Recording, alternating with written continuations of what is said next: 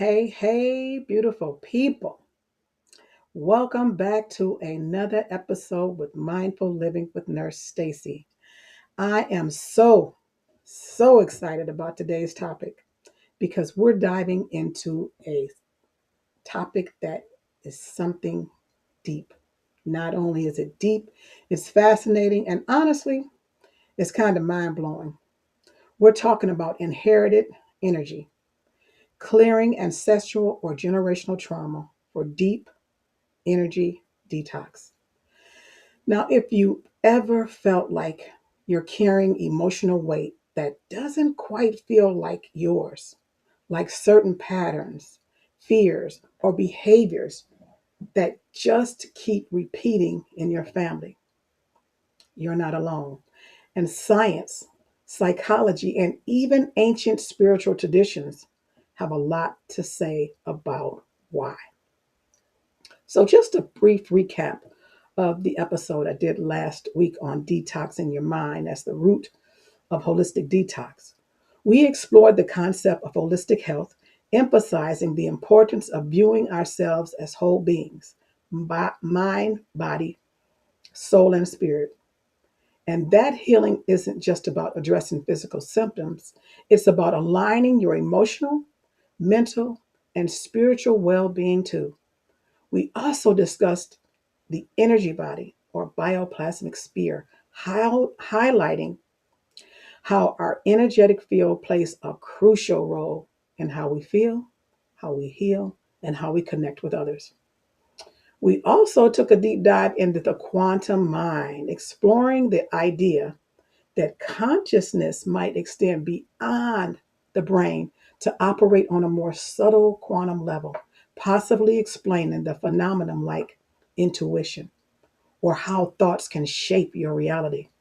The episode also covers spiritual detoxing as a way to clear emotional and energetic clutter, and wrapped up with the psychological rewiring, naming neuroplasticity being the powerful practice of shifting consciousness, beliefs, and patterns to transform our inner and our outer lives. Now, this episode is focusing on ancestral and generational trauma being the invisible layer of detox. So, what is ancestral or generational trauma? In simple terms, it's the idea that trauma can be passed down through generations, not just through stories or family dynamics, but emotionally, energetically, and even biologically. So think of it like emotional DNA trauma that didn't get processed or healed by our ancestors that can show up in us generations later. It shows up as anxiety, limited beliefs, things we tell ourselves that absolutely are not true. It also shows up as health issues or relational struggles. So let's start with a brief history of science, namely called epigenetics. Now, here's where it gets really cool. And if you've never heard of epigenetics, epigenetics is the study of how our environment and our experiences like stress or trauma in the DNA can literally change how your genes are expressed. Not the genes themselves, but the way they show up in our bodies. And what's wild is the body actually stores what the mind does not resolve and passes it on. Now, there's a quote or reference by Dr. Gabor Mate and Dr. Rachel Yehuda and Mark Wolin that says it didn't start with you. So if your grandparents went through war, famine, displacement, or deep emotional pain and didn't have the tools to heal it, you might still be feeling the rippling effects today. That's not just poetic, it's scientific. So let's talk about it in relation to psychology. For years, therapists and researchers have studied how trauma shows up in families, especially in communities affected by systemic oppression, war, or colonization. Children of the, I can't say that, children of the Holocaust, survivors often showed signs of trauma despite never having experienced it themselves. Now, modern psychology now embraces this concept through things like trauma informed therapy and family systems work. And the more we understand it, the more we realize healing ourselves can help heal the generations before us and after us. And of course, it's the spiritual side. Long before science caught on, ancient cultures already knew this. Indigenous traditions, African spirituality, Eastern philosophies, they all have rituals and teachings centered around ancestral healing, whether it's through prayer, offerings, ceremonies, or energy work. The idea is this: when we heal ourselves, we are also helping our ancestors rest and clearing the path for those who come after us. So, why does this all matter? Because once we become aware of these patterns, we can do something about them. Wouldn't that be lovely just to do something about them and take care of ourselves with that? So, we don't have to carry what's not ours to carry. We get to break cycles. We get to be the very bridge between the pain of the past and the healing of the future. And honestly, that's powerful. That's sacred work. That's legacy work. Now, to make this really real, let's talk about some examples of how ancestral trauma can actually show up in our lives. You might see patterns of abandonment, feeling like people always leave or that you're unworthy of consistent love. One can have a sacredity or scarcity, not sacredity, but scarcity mindset, always feeling like there's never enough, whether it be money, time, or opportunities. I've actually seen this on a TV show called Hoarders, and you may have seen it too, where people just hold on to everything. It can be seen in cycles of illness or addiction, physical or emotional pain that keeps repeating, even when you're doing your very best to break free. You know, when we talk about trauma, we often think of it as something personal, meaning it happened to me or it happened to us. But what's just as real and often overlooked is trauma that has been passed down to us, the kind that runs through our bloodlines, shapes by the collective experience of those who came before us. Is so real. So, what are some of the most powerful forces behind this kind of trauma? Three of them: colonization, war, and displacement. These events didn't just disrupt our lives in the moment, they sent shock waves through generations. So, I want to first start talking about the colonization. In that sense, you can take the indigenous people of the Americas. Colonization wasn't just a political event, it was cultural, spiritual, and deeply personal. European settlers brought genocide, forced conversions, land theft, and later residential schools that tried to erase the entire cultures. Children were taken from their families to be re educated, often abused, stripped of their language, and forbidden to practice their own traditions. That trauma didn't stay in the past. It lives on today in the form of community wide grief, identity loss, mistrust of systems, and higher rates of mental health issues that can be traced back to those colonial policies. And the same goes for Aboriginal Australians. Colonization there included mass displacement, cultural destruction, and what's now known as the stolen generation. Thousands of Aboriginal children taken from their families and placed in institutional white homes.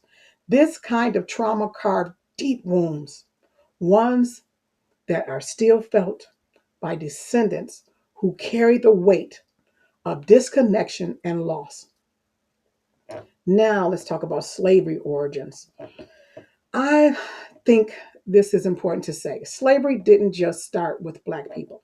A lot of folks think the transatlantic slave trade was the beginning of slavery, but it actually began around 1,000 years ago, way back in ancient Mesopotamia. We're talking like 5,000 years ago.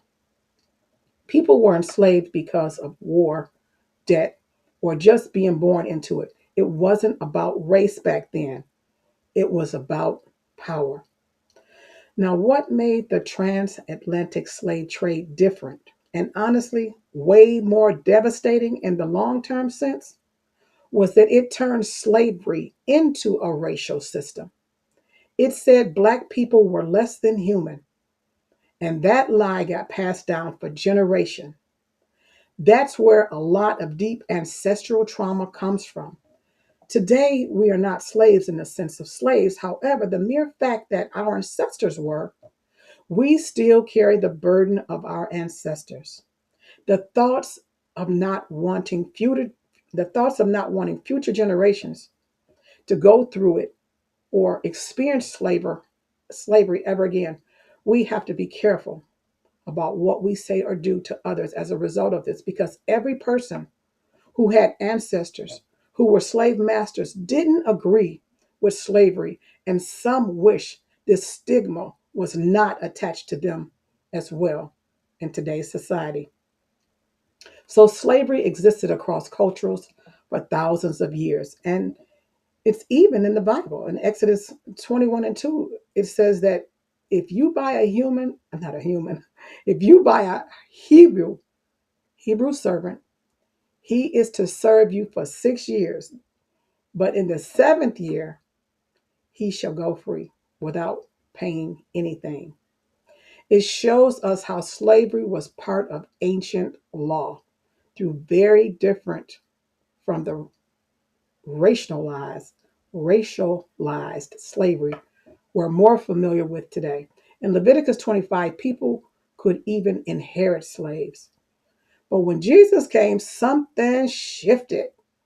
In Galatians 3 and 28, it tells us there is neither Jew nor Gentile, neither slave nor free, for we are all one in Christ Jesus.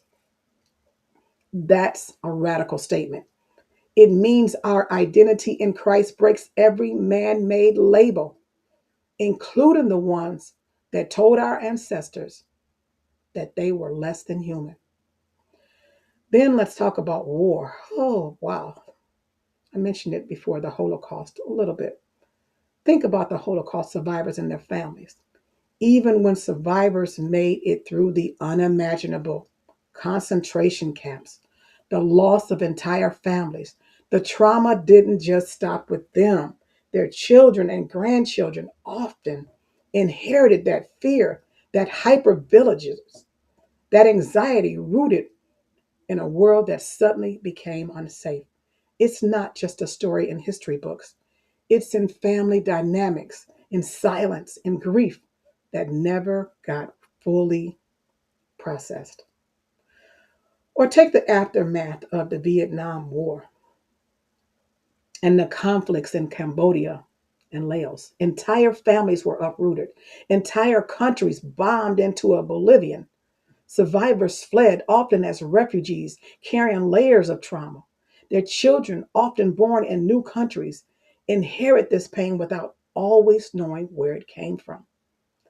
It's in the body, it's in the tone, it's in the sadness behind a parent's eyes. Deep ancestral trauma, families torn apart, bloodlines affected by violence. The Bible doesn't ignore this. In fact, it actually acknowledges it fully.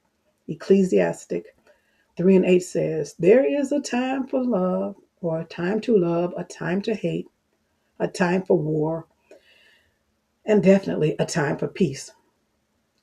And in Deuteronomy 20, God tells the Israelites not to be afraid in battle, but to trust Him. And in Psalms 46 and 9, we get a vision of peace.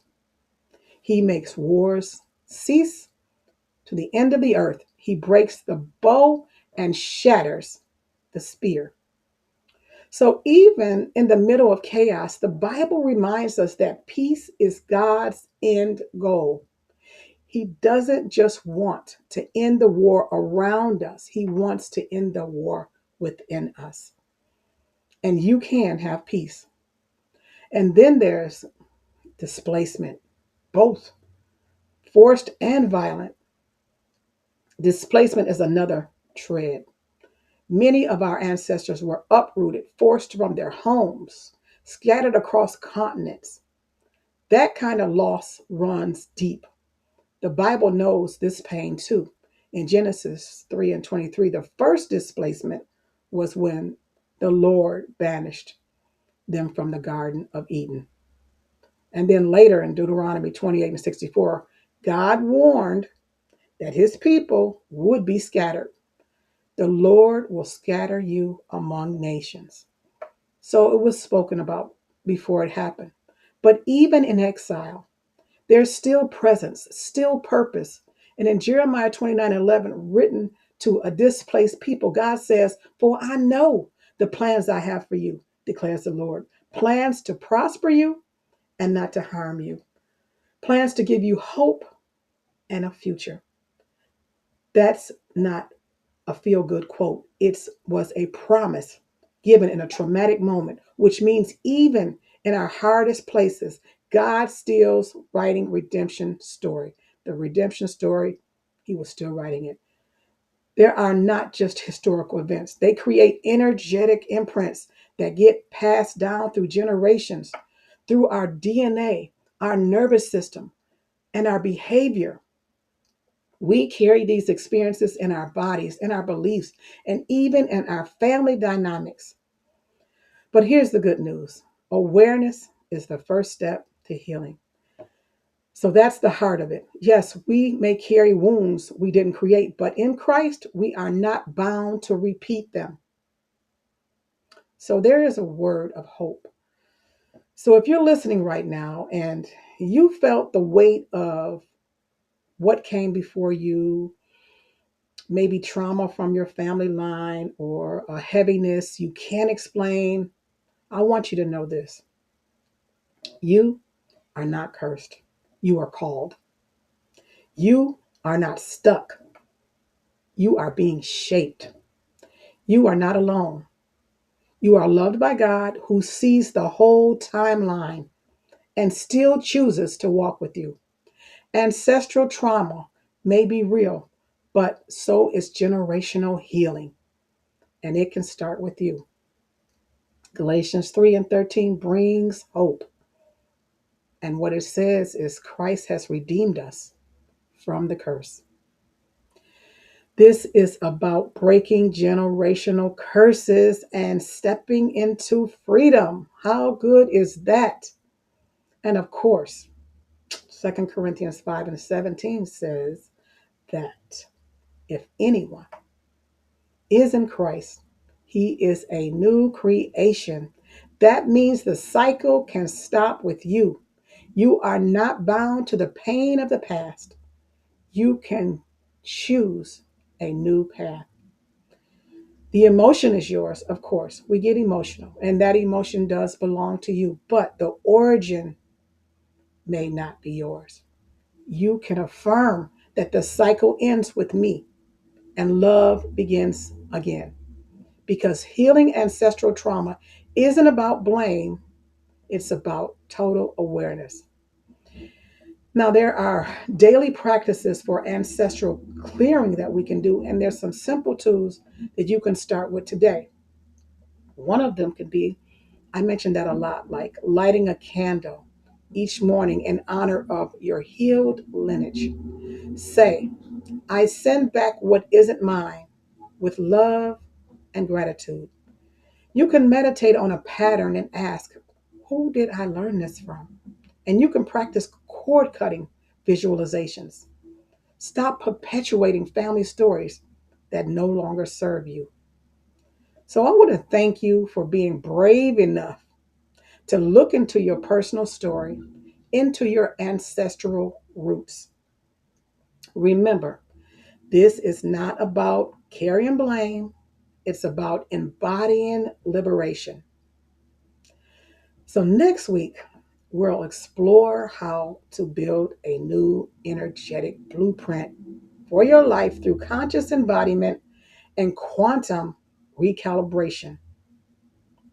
And it's what I call energetic architecture for a healed future. So, until next time, peace and healing.